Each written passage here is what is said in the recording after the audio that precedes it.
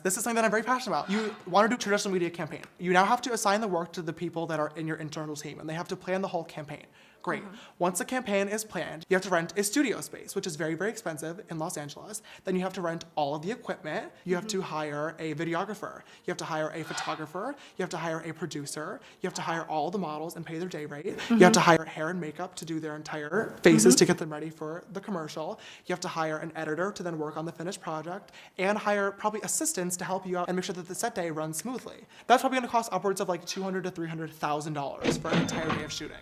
That's true. But that's not it. Because then once you have the finished commercial fully done, it's not just gonna sit on your little flash drive at your desk. You actually have to get it shown.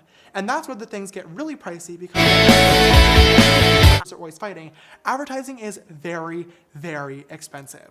To get ads running on TV networks on popular channels during the Super Bowl, it costs several $100,000 for a few seconds. So you probably spent, let's say $500,000 to get this commercial made and now shown, right? And your goal is to make $1 million of sales. Your profit margin has now been 50%.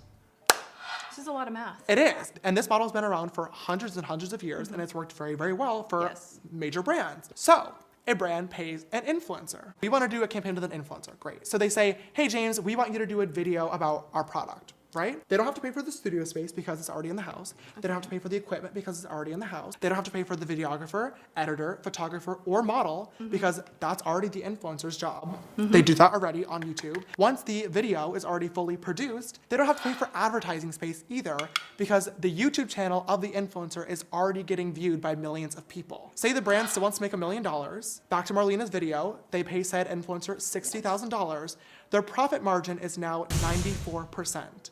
Why in any way, shape, or form would a brand pay $500,000 when they could pay $60,000 and get a very same, if not maybe even better, because right now a lot of people are looking to influencers for true, honest reviews, result? Yes. Why? It doesn't make any sense. Influencer marketing, regardless of what your opinion on it may be, is a system that works. It's a system that is very, very efficient, and it's a system that is very, very cost effective, and it's probably not gonna go away for a very, very long time. So I think it's up to the public to educate themselves on it and not hate it. Because it's not the influencer's problem that they're taking a deal. It's the fact that advertising exists in every single industry, and the beauty industry is a $1 billion industry, and